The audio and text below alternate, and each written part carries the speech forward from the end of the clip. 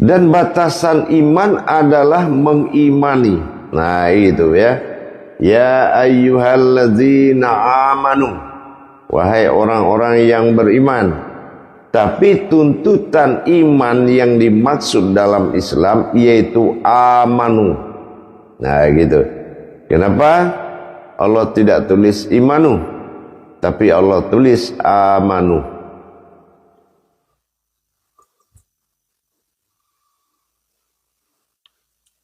Kenapa Allah tulis amanu? Dia tidak iman. Karena iman yang dimaksud di dalam pekerjaan agama adalah iman yang aminun dan imana, yaitu iman yang aman, yang amanah. Ya, gitu. Jadi bukan kita memilih. Bukan kita memilih, tetapi mengimani sesuatu yang telah ditetapkan pada Islam. Kalau kita bertuhan, apa yang kita imani batasannya adalah nama. Mencintai namanya sehingga terpanggillah yang pemilik nama, yaitu Tuhan. Nah gitu. Jadi kalau kita memiliki batasan, contoh iman itu. Kedua, kita sholat menghadap kiblat.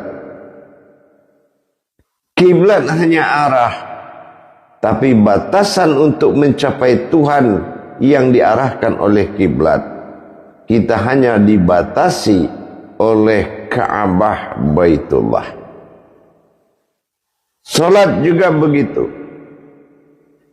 Salat dibatasi oleh rukun dan rakaat. Iqimis salatana lizikri dalam surat Taha ayat 14. Innani Allah. Hakikatnya disuruh mendirikan salat untuk mengingatku. Itu tujuan. Maknanya kemana? Maknanya itu sangat banyak di dalam suatu perjalanan. Apa yang harus diingat untuk mendirikan sholat?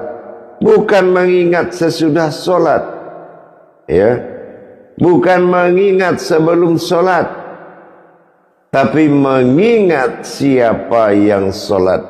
Mengingat itu dalam maksud adalah menyaksikan perbuatanku pada fikli, pembacaanku pada hauli, dan alamku berdiri pada khalbi. Jadi batasan ini ada pada iman.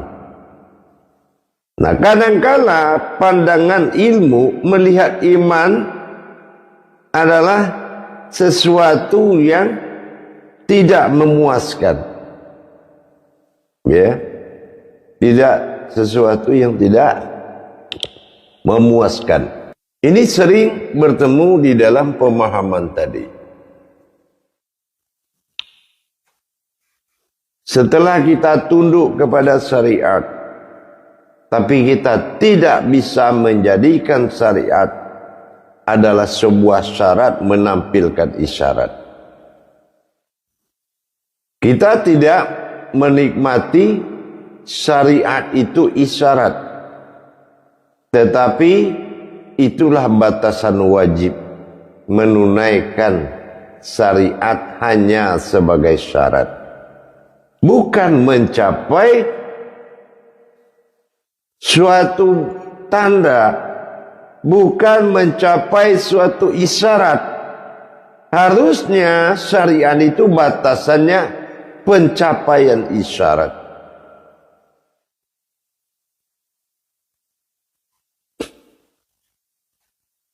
Nah, ini batasan.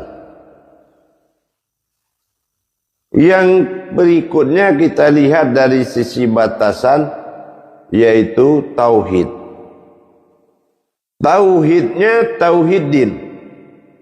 yaitu batasan iman Islam dengan menyebut Tuhan itu bernama Allah dan Rasul itu bernama Muhammad.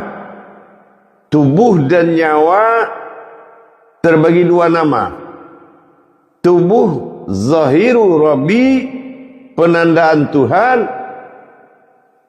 Ruh atau nyawa adalah batinul adi, penandaan umat. Terjadi rukun umat dan Tuhan, barulah benar pekerjaan ibadah. Tapi kalau tidak terjadi kebenaran rukun umat dan Tuhan, karena dia telah membagi dua dirinya dengan dia menikmati ketuhanan dan dia menikmati keumatan pada dirinya sendiri. Ini dipisahkan oleh batasan tadi. Kalau memang sudah batasan, maka jatuhnya iman.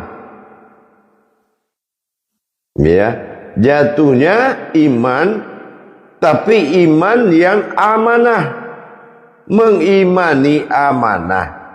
Ya, aman, aminun atau amanah, imanah itu aman. Jadi percaya itu, maksud iman dalam Islam, orang yang percaya kepada amanahku, maka dia akan aman. Nah, itulah gunanya syariat itu menyimpan isyarat. Maka gerakan menjadi syarat. Nah, mendapatkan amanah di dalam syariat, maka itulah yang menjadikan syariat itu menjadi syarat. Tapi kalau tidak kita mendapatkan amanah aminunnya, maka tidak akan menjadi aman. Ya, arti amannya tidak berhasil dalam pelaksanaan ibadah. Kenapa? Karena kita tidak menuju kepada hakikat. Sementara ibadah itu sama artinya kita berumah tangga disebut nikah. Nikah itu tidak akan pernah terlihat oleh mata kecuali perkawinan. Sama dengan ibadah. Ibadah ini kesempurnaan, tetapi amaliyahnya adalah perbuatan. Makanya terbagi dua. Dua kali ucapan azan, berdirilah amaliyah menuju ibadah. Berdirilah zahir melihat batin. Berdirilah umat kepada Tuhan. Semuanya rukun berpasangan. Ini namanya batasan iman. Iman adalah batasan. Makanya ada rukun iman.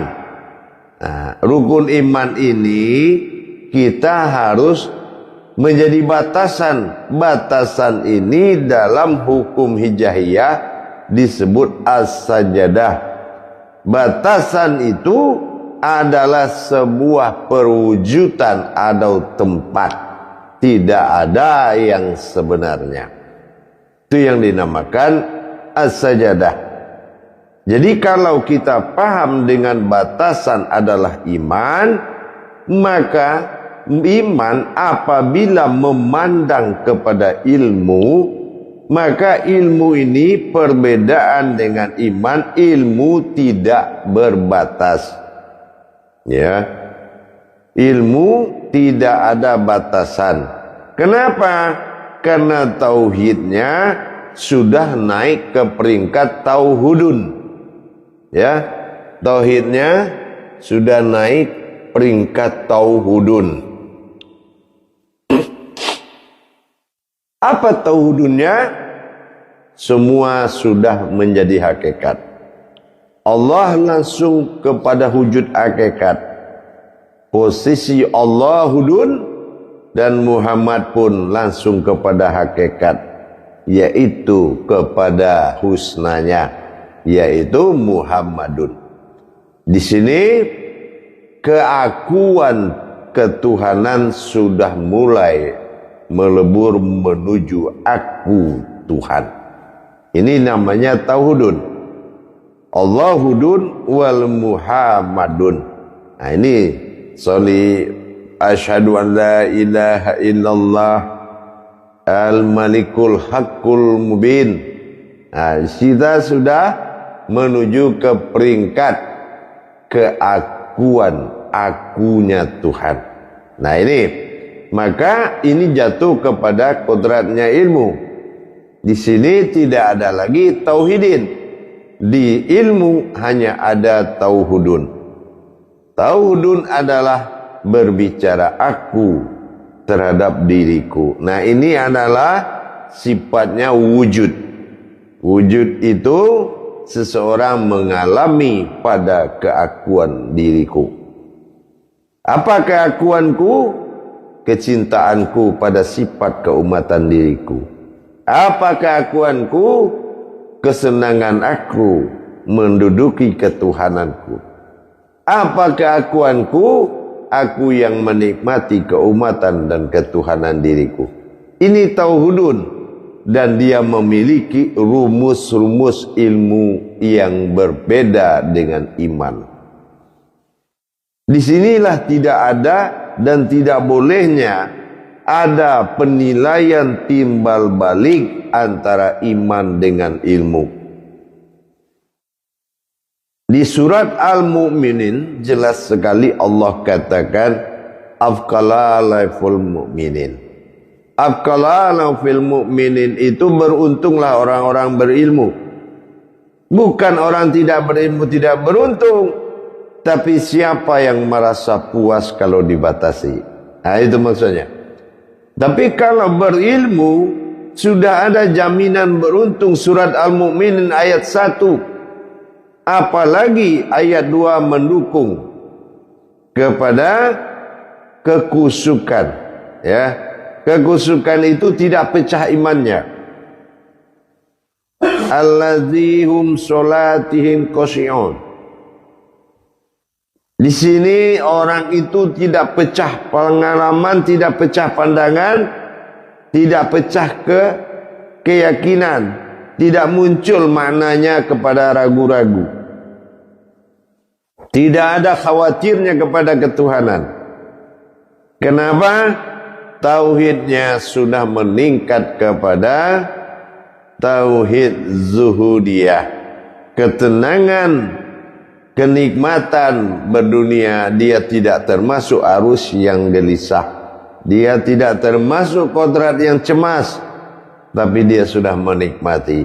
Ini dinamakan dengan tauhid zuhudiyah, yang mana ketentraman hati dan batinnya mulai terjadi karena dia melewati masa syariat itu dengan menjadikan penglihatan syariat, yaitu isyarat.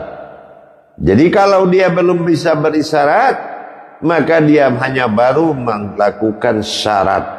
Nah, jadi kalau syarat itu masih digolongkan syariat. Tapi kalau syariatnya sudah menjadi isyarat, maka imannya sudah menuju ilmu. Jadi dalam hal memahami sifat-sifat ketuhanan yang diterapkan dalam keumatan, kita harus melihat tauhidnya. Kalau tauhidnya kalamiah, kita hanya mampu berucap yang baik, malas berucap yang buruk. Itu masih dalam rangka tantangan-tantangan munafik akan selalu mengikuti. Dalam satu hal yang tidak suka kita menolak. Ada kalanya kadar buruk itu datang membuat kita menolak yang kita tidak suka menjadi suka. Ini munafik. Makanya syariatul hulul hakikah. Syariatku jadikan untuk menuju hakikat, yang mana hakikat mengalami rasa. Kalau rasa itu sudah mengalami, ijab itu akan mulai terbuka. Batasan-batasan yang terjadi tadi akan terlepas. Nah, itu yang dikatakan dengan batasan. Ijab itu akan terbuka. Kenapa? Man lam yazud fa'alam yarib. Orang yang merasakan niscaya akan tahu. Nah, ini berarti peningkatan daripada ibadah itu tadi. Karena ada ilmu. Di ilmu konsepnya berbeda. Konsep ilmu adalah keakuan Tuhan kepada akunya Tuhan. Itu ilmu. Jadi kita tidak bisa menilai orang berpotensi ilmu dengan kemampuan iman. Itu sangat bertolak belakang sekali. Kalau kita melihat kemampuan ilmu dilihat dari kemampuan iman. Sementara iman adalah batasan kepada Tuhan. Ada batas-batasnya. Tapi kalau ilmu adalah pekerjaan keakuan Tuhan kepada akunya Tuhan. Ini yang dikatakan Allahudun wal Muhammadun. Konsep ini berbeda penerapannya. Sama kayak kita di luar Mekah. Kita ini diwajibkan 5 waktu dengan adab yang tidak boleh dilanggar. Bergerak 3 kali saja dilanggar menurut fikih. Fikih di ranah ibadah bukan fikih tapi faqih. Faqih itu paham. Di Mekah tidak ada fikih, yang ada faqih. Mengerti apa yang dia lakukan, paham dia apa yang dia lakukan. Sudahkah ada pemahaman? Mengelilingi Ka'bah, tawaf, apakah batu dengan semen itu yang dikelilingi? Mana nilai ibadahnya? Apa hakikat Ka'bah?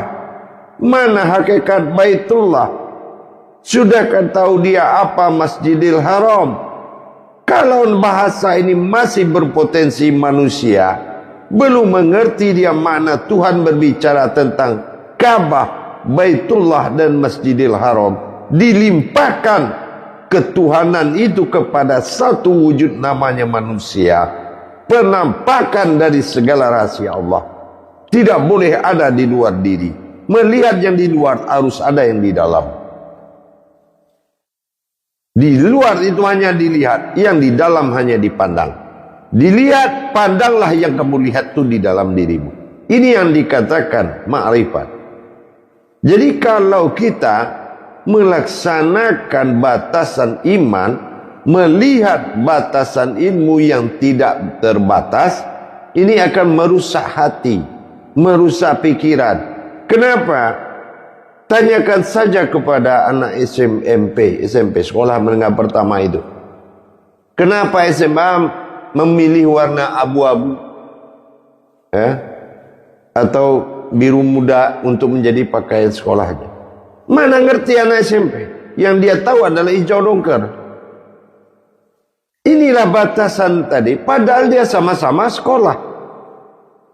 Tapi saatnya batasan sebuah tangga itu dinaiki, harus masuk ke tangga awal. Barulah kita masuk naik ke tangga 2, ke tangga 3 sampai kepada tujuan. Begitulah iman dengan ilmu. Orang beriman harus sabar dan batasan kemampuan kita dijadikan Tuhan.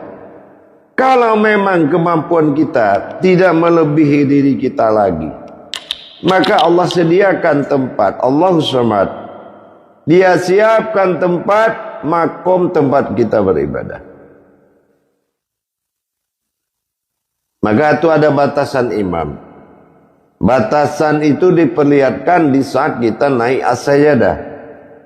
As-sajadah ini adalah satu lembaran Al-Quran yang bernama as-sajadah.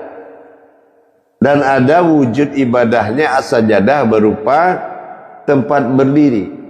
Nah, kalau ini susunan ibadahnya tidak tahu, ini hakikat Al-Quran diinjak-injak oleh manusia.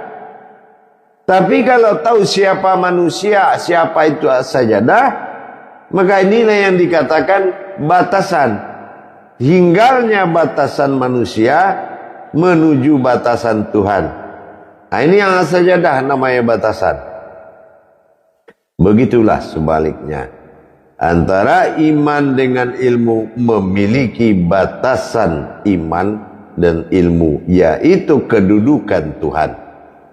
Kedudukan ketuhanan dalam masa iman, kedudukan ketuhanan dalam masa ilmu akan membedakan berkah dan membedakan adab-adabnya yang tidak akan sama.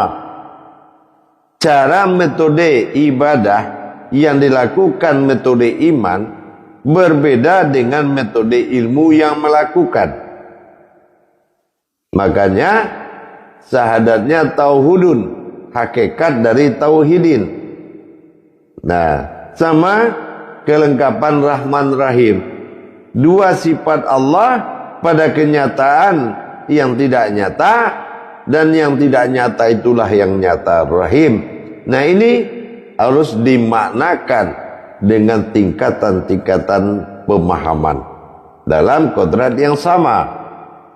Jadi himbauan saya selaku guru mursyid kepada kita semua, belajarlah untuk lebih arif terhadap makna, menanggapi makna dari Allah Tuhan yang Maha Esa.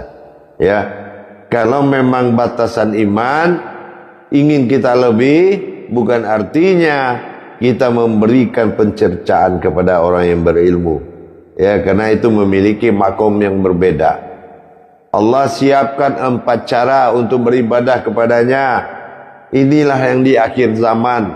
Yang akhir zaman itu munculnya 4 perkara: syariat, hakikat, tarekat, dan ma'rifat.